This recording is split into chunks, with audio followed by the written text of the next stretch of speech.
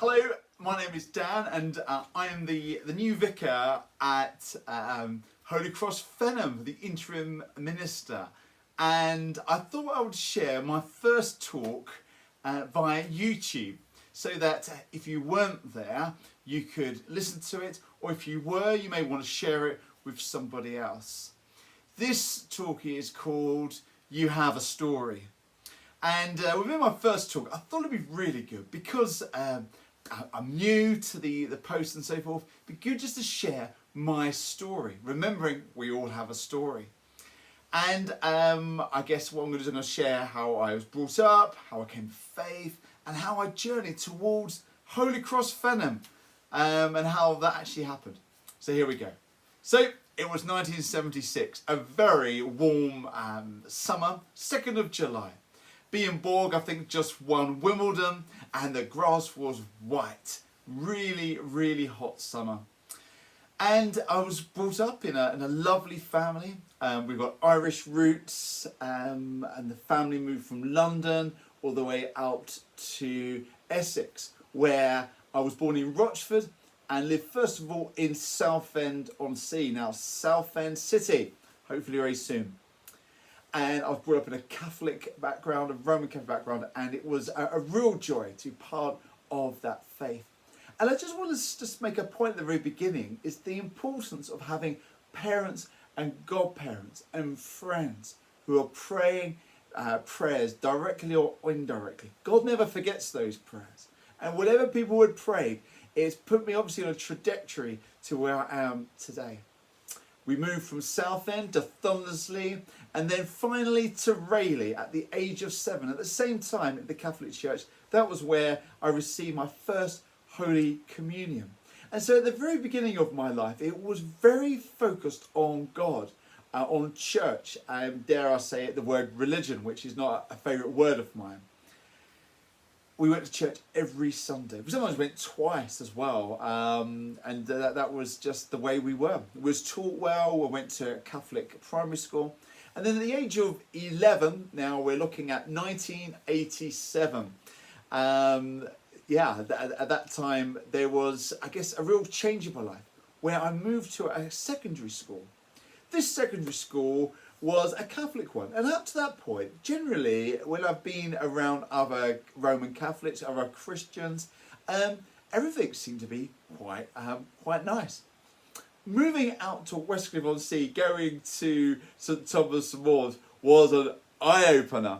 I forgot that actually teenage lads, when you put them all together, who are searching themselves and not necessarily finding faith really, maybe having a faith when they were young, but now in this cauldron of confusion and searching, is a really strange place to be. And I learned quickly that just because you went to church when you're younger doesn't make you a Christian from within. You can say from outside, but it's when you make that decision. At the age of 14, everybody, it literally felt everybody in my class got confirmed. We went to Walsingham for a confirmation retreat. All really lovely. But at that time, I was thinking, I love the idea of who Jesus is, but I didn't really think he was more than a good teacher, more than a really great invisible friend. I remember praying at the confirmation. Incidentally, when at my confirmation in the Catholic tradition, you had to ask for a name, get another name. And I just chose Stephen because I was reading a book at the time, and apparently Steve was quite cool. Anyway, I realised now that Stephen is the first deacon that was martyred and means crowned. Very interesting about names, isn't it? I digress. After the confirmation, after the bishop laid hands on me, I remember just praying that prayer, God, if you are real, show me. If you are real, show me. And so I went on a journey. I remember the next year, it's amazing how prayers, when you pray, coincidences happen. And I began to pray these prayers. A year later, maybe, and I probably may have forgotten for a while these prayers, a Gideon's person came along to the school. I can't remember what he looked like. He was a burly man with a suit, and he gave everybody a Gideon's Bible. A Bible that actually I still hold dear to this day. I remember reading it when I was young and looking at where to find hope, where to go when you're scared. If you don't know the way forward, what do you do? Who is Jesus? All these amazing things. I remember reading them late at night. This was probably before iPads and so forth. And with a torch, I was reading, wow, that's amazing. I remember a passage once that Jesus talked about, do not worry. Why worry about tomorrow? Tomorrow's got enough troubles. And that's always stayed with me. But I kept on praying, God, I can see that you've died on a cross. I could take that to that level there. I see you as a holy person. But I can't make that connection that you've actually died and rose again. Until the next year or so. And we're looking at about 1994 now. And if anyone's got a sister like I did, you'd realise that sisters when they're teenagers, they're not always really nice, are they? Sometimes they get on your nerves, and sometimes you got on their nerves, and so forth. But I remember there was a change in my sister. I said, you've changed. And she turned around and she said, yeah, because Jesus is alive. At that point I went, wow. No one's really said that to me. I've heard it in stories, I've heard it in people saying it. But from a personal testimony story, to me, was something that was really profound. It just hit me. She said to me, my sister now stopped going to the Roman Catholic Church, started going to a congregational church. It was like a more of a Pentecostal kind of style of church. And she said, come along and see. So this is about 1995 now. And I remember going there. The place was packed. Young people everywhere. People were worshiping on guitars, on drums, on saxophone, on flute. And everyone was praising Jesus. I remember encountering God for myself, thinking, wow. To cut a long story short, I felt God fill me from head to toe with his love. And all that pain and wonder of where God is just seemed to evaporate under his presence. I remember there was a few of my friends from my college at the time. I was at Civic College now over in Thundersley. And I saw them there. And I asked them the next day at school, I said, why didn't you tell me about Jesus? They turned around to me and said, we thought you weren't interested. How wrong were they? There's many Dan McCarthy's in your life, in your story, I bet you. If you told them about Jesus or the Alpha Course or something like that, they would actually be really interested. There may be a few that won't, but I bet you there'll be lots there. Anyway, at that point, I was about to study a degree in law. I was going over to Wolverhampton and study there and Birmingham in that area there. And my pastor at the time, a lovely man called Gordon, he said to me, even though I just wanted to serve God all my life, he said, go and do the degree.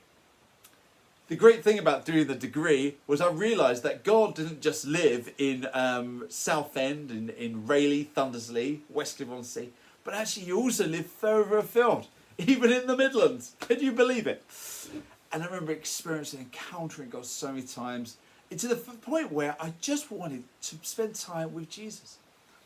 I remember near the end of my time where that people were starting to think about doing their articles, become barristers or solicitors.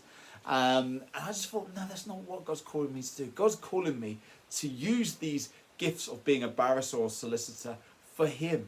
So in a way, I'm always in the courts of humankind. And I'm sharing the good news, trying to convince people through the facts that Jesus is with us. So I did a year out, and I was with the Methodist Church here. My sister Anne at the time, she said there's a great place. And so I went there. And I was a part of it. There was about 20 of us. We were split out into groups of 4 or so. And I went to Kirby Malzard. I don't know if anyone knows what Kirby Malzard is. It's further north than Luton, further north than the Midlands. In fact, it's in North Yorkshire. Can you believe it? And it can be sunny up there too. I was on there, and this is where I met my wife, Alison, who incidentally at the time didn't particularly think much of my guitar playing, probably doesn't now anyway. And I remember praying, I said, God, why do I have to be on a team with her? And now I know why. She's now my wife, nearly 20 years, which is fantastic. Another aside to that, I wasn't looking for a wife at that time. I remember making a covenant with God, saying, God, I'm going to serve you. I would love to have a wife, but God, in your timing, when it's right. And right in the time when I didn't think it was right, there was the time. God's timing, not our timing. Remember, you've got a story, not just in the past, the present and the future. So after that year, I was still confused about calling. God, you're calling me, but I still didn't understand what it really meant. I was trying to articulate a language of vocation, which is a bit like maybe a child of 3 or 4 trying to speak, knows certain words, knows how to put certain things together, but couldn't make that jump. So again, a bit like a Miss Marple or Poirot, which I think is part of the Christian faith's journey for everyone, I started to piece together what I need now. Now that I've been to university, done that degree, I've done a year of practical experience, I think it's now time to get a year of theological experience. So there I went. My wife to be went up to study in Liverpool, and I went down to study a diploma in London, Kensington Temple at Notting Hill. Now I talked about how I felt God was, first of all, around in Essex, then in Birmingham and Wolverhampton, then in Yorkshire. Now when I was in London, I realised how amazing Jesus is in all the world. In Africa, in China, in the Americas, everywhere, in Europe. Incredible. I remember just being filled with an awe that God's plan for my life is so much bigger than I could ever imagine. I remember leaving that place saying, the world is my parish. The world is my parish, just like John and Charles Wesley.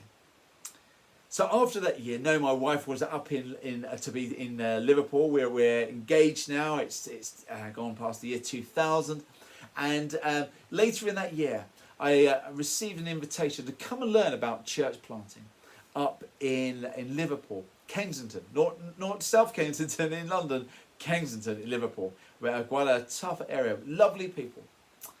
And I remember at the time learning about church planting. Incidentally, church planting isn't about gardening, although it could be, I guess, fresh expressions and all that, but it's actually to do with starting a new church.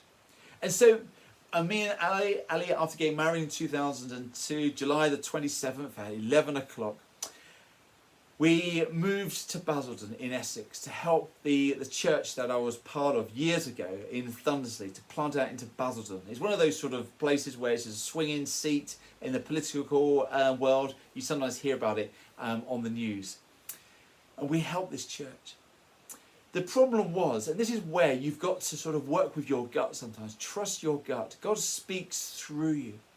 And I remember at the time my wife Ali, who was passionate like I am about God, just feeling this isn't right.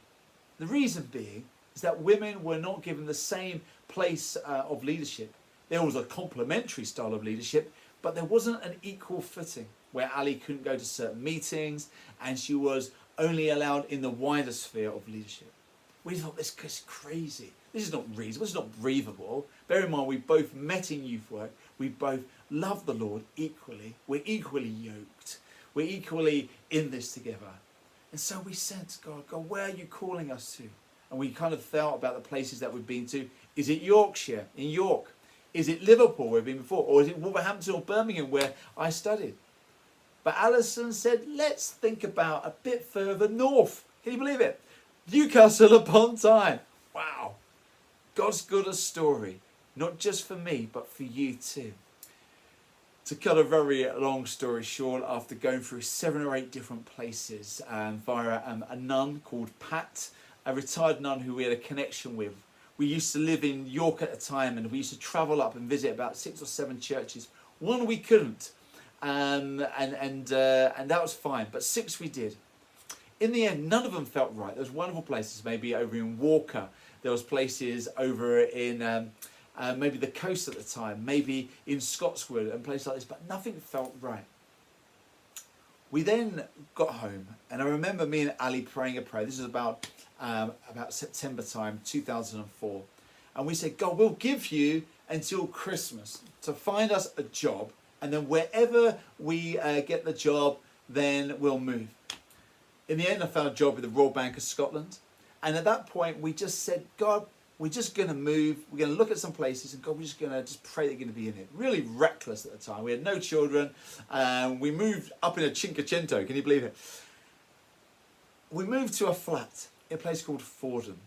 And after we moved up and moved all our belongings in, not many as you can gather, I looked back to this list of 7 names that we went through with Pat Devlin, the retired nun. And that 7th place, which we couldn't go to because the lady at the time, Pamela Ingham, was on holiday, was the place where we ended up. Isn't that incredible? So I got a job at the Royal Bank of Scotland, as I mentioned, and we hunkered in there thinking this is what God's calling us to do, just to serve in the local church. Get a job that's not too taxing so that we can serve more time with Jesus, so we can give our time free of charge. But God had other plans. Even though there's something within me that I just wanted just to serve Jesus. I remember a year or two later, about 2016, Pamela Ingham saying to me in a Geordie accent, I'll put it on, but it'll be really bad.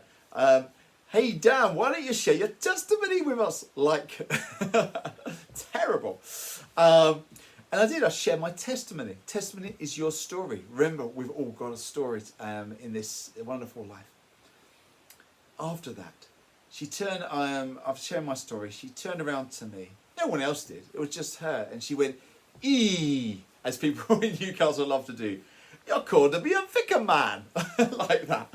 And I knew that was what I was meant to do, but I didn't think it was for me. How could I be called to be a vicar? Surely that's for people right up in the clouds, in the escalons, really super spiritual. But God chooses people like us to do amazing things. He shames the wise with the foolish. And this is the great thing with the Church of England. There's a lot of wonky things, I guess. But one of the great things is that they entertain everyone's calling. Well, there was a lady called Audrey Elkerton at the time, a director of Ordinance. And she saw me, and I still remember her face at the beginning. You think I'm enthusiastic now? Woo! I was off the chart then. And yeah, she kind of thought it'd be best if I saw someone like Peter Ramsden. Peter Ramsden seemed like a wonderful man. And I started to see him.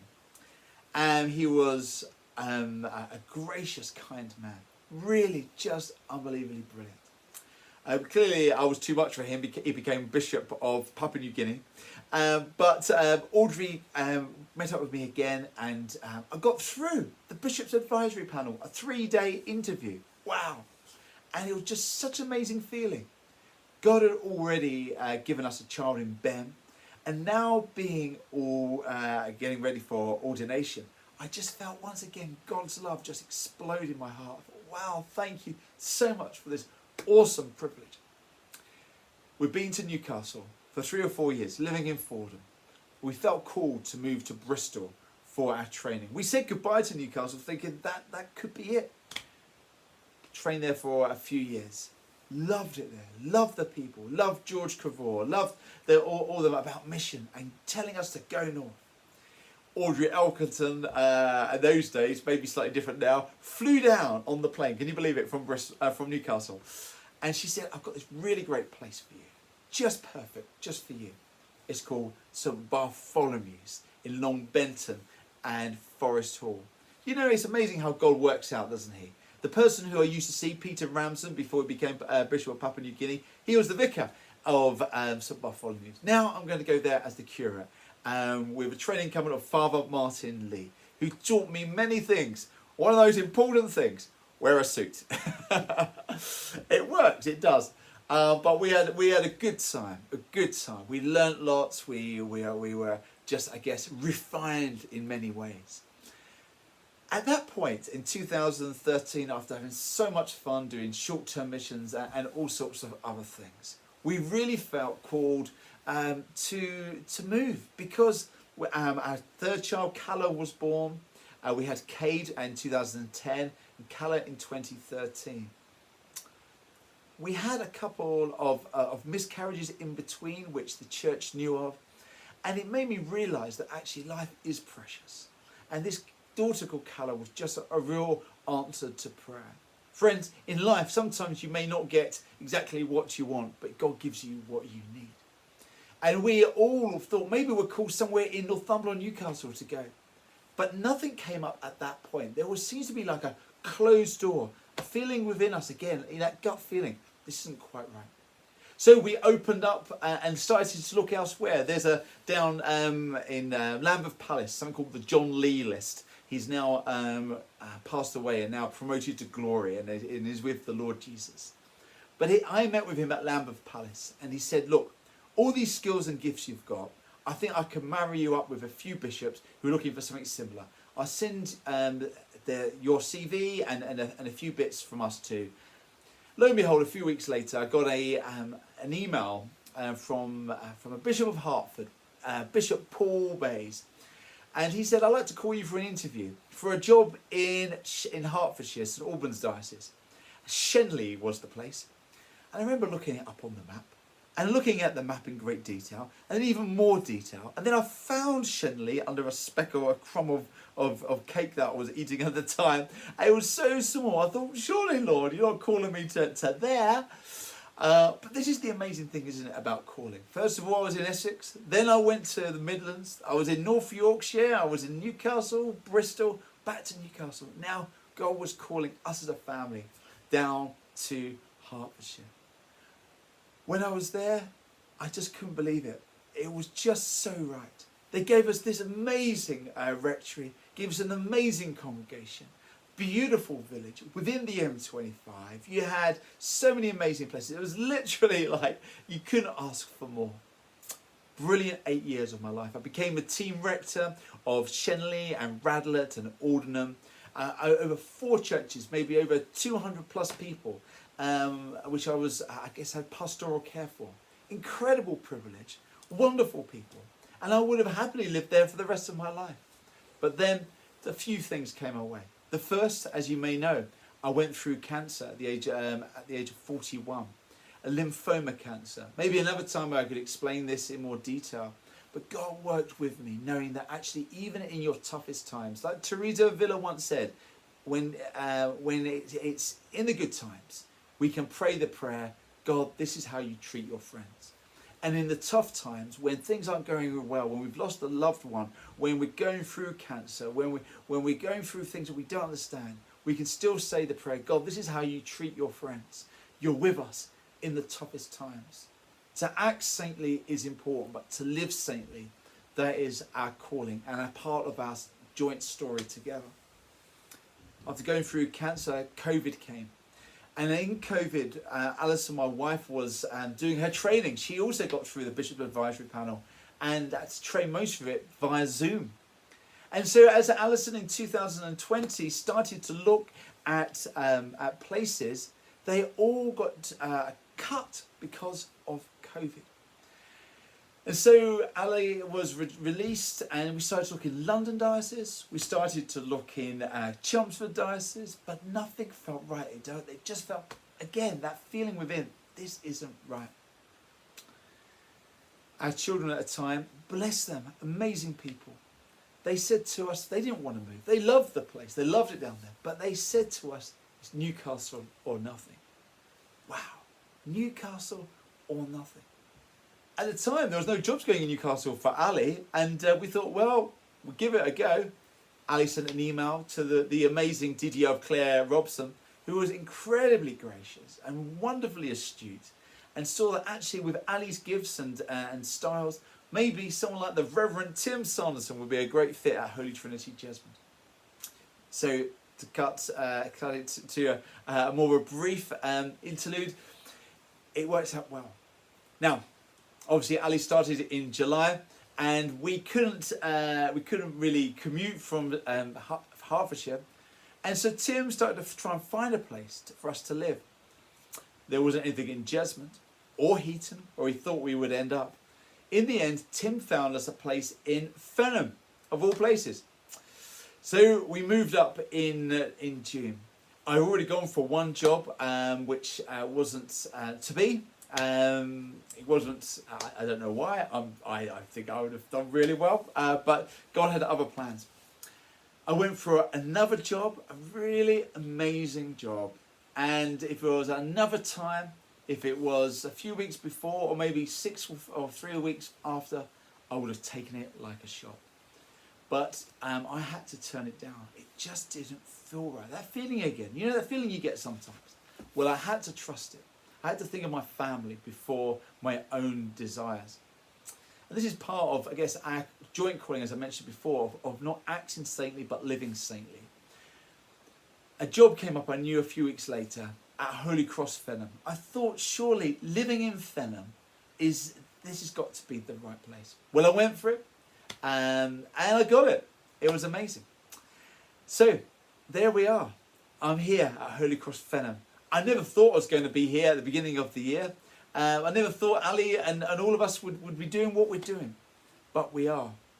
I'm not saying it's perfect at all. There are many issues, but God has answered many prayers, like finding our children a great school at King's Priory and also West Jesmond.